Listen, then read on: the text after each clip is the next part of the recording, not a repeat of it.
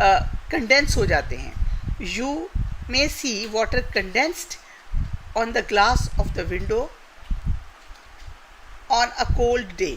जब ठंडा दिन होता है और आप बाहर सर्दी होती है तो आपके जो विंडो का शीशा है उसके ऊपर, अगर उस ग्लास के ऊपर आप देखें तो बाहर से ऐसे लग रहा होता है जैसे पानी के कतरे बह रहे हैं.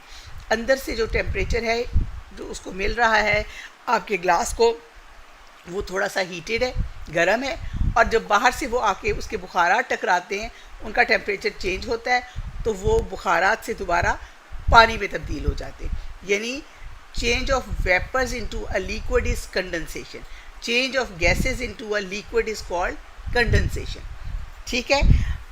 एवेपोरेशन क्या है? Change of liquid into vapours is called condensation.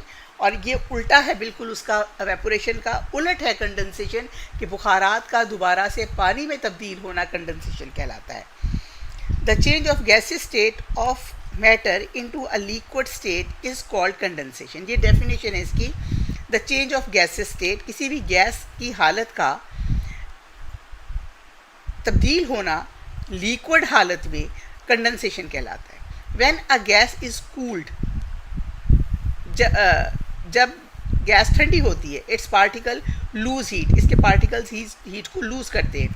As a result their movement slows down, जिसके नतीजे में उसकी मूवमेंट कम हो जाती है. And they come closer to each other and attractive forces between them become stronger. और उनके दरमियान जब वो करीब आते हैं तो उनकी अट्रैक्टिव फोर्सेस बढ़ती हैं. Finally the gas changes into liquid. During condensation heat is given out to the surroundings. Condensation के दौरान जो हीट है वो उसके इर्द गिर्द से निकल रही होती है.